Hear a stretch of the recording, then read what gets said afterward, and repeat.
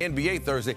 I would imagine the game here in L.A. might be on his mind. I think that's a good imagination you got there, Stanford. The red-hot Lakers and the Knicks from opposite ends of the country, but next to each other in the league standings, colliding again on the basketball court. The Lakers beat them in New York by 16 points at the Garden on the 1st of February, now in L.A. Early first quarter. Luka, near side wing, buried 13 points in the first quarter. Lakers up by 7. Final seconds of the first quarter. Knicks within 6. Jalen Brunson, another former Mav. Sorry, Dallas. Just look away for a minute. 14 points for Brunson in the first quarter. Knicks were down going into the second, but then they flipped the scoreboard upside down. Lakers down 2 after the Luka turnover. OG with the slam on the other end. There was a whistle. Luka Doncic arguing with the referee, and he gets hit with a tech. Wasn't happy about that. The Lakers were down by 4. Now trailing by 12. LeBron with a head of steam lays it in. He had 16 points in the opening half. Just over 2 to go in that first half. Knicks leading by 10. Brunson to Anunoby. Drains the 3 from the top of the key. Lakers trail by as many as 13 points in the first half. Their largest deficit during their current 7-game win streak. So they were down 84-76 heading to the fourth quarter. Campaign missed a 3. Karl-Anthony Towns cleans it up. His 45th double-double this season.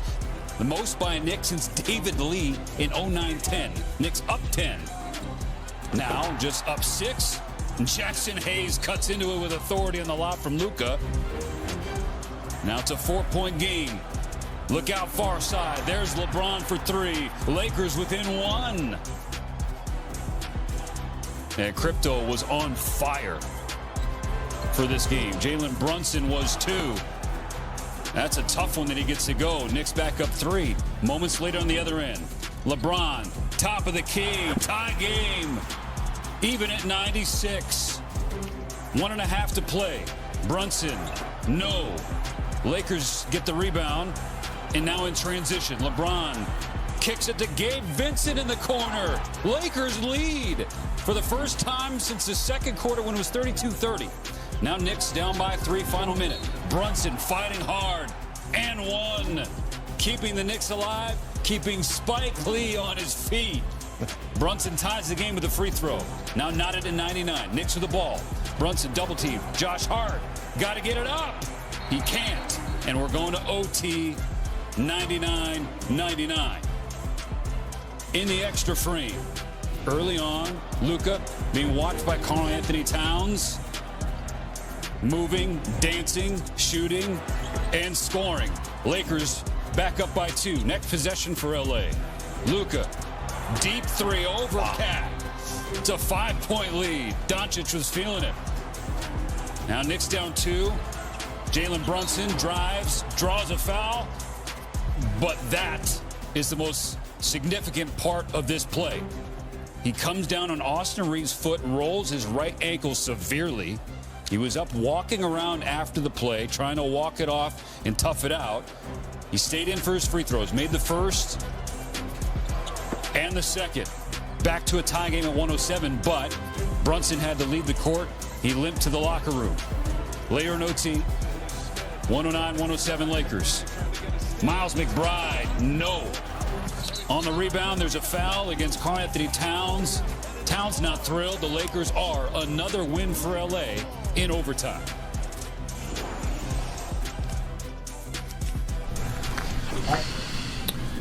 Luka, the Knicks had been up around 10 for a lot of that second half, and I think with just over 6 minutes to go, what are the things that you really lock in on to try and make a comeback, get stops, and to close a gap like that late? First, we'll be more physical. I think we're, how do you say, kind of sloppy, or how do you say, I don't know, in the first half, but in the fourth quarter, we were physical, we were getting stopped, and then we just play our basketball on the offensive end. And when you zoom out and think about the 8 straight wins, just this home stretch, what are your kind of takeaways as you think about moving forward with this team?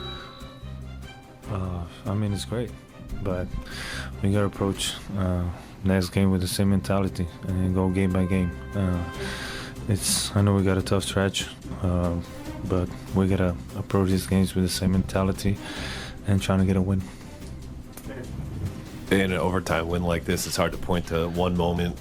When you see role players, like even the way Dalton closed the third quarter, the threes by Gabe, the free throws by Jackson Hayes, how much does the team enjoy a win like that, even more so knowing that so many people contributed?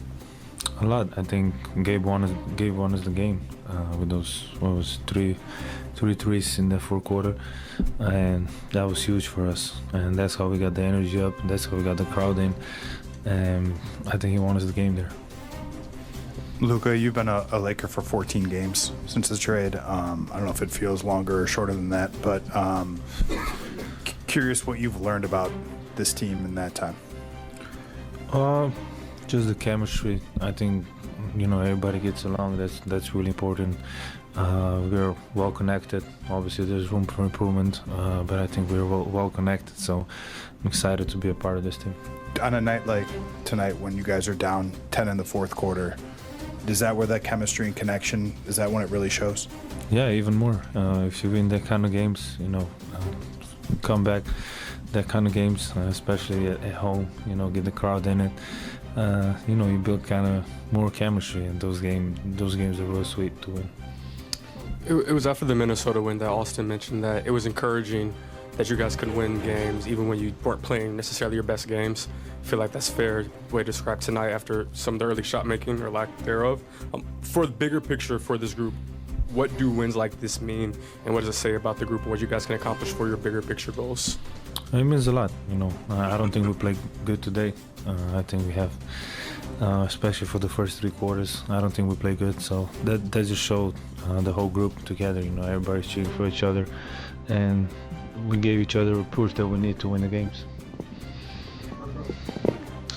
Lakers win their 8th straight overall and their 10th straight game against teams that entered with a record above 500. It's the longest streak by a Lakers team in a single season since 99-2000, when the Lakers won 16 straight against winning teams. Now, this year, it's first-year head coach at the helm in J.J. Redick. That year, 99-2000, first year under Phil Jackson, and they go on to win their first of 3 consecutive NBA titles.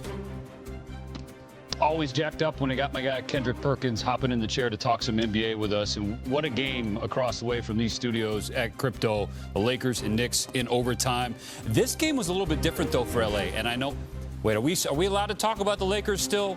Perk, are we allowed to?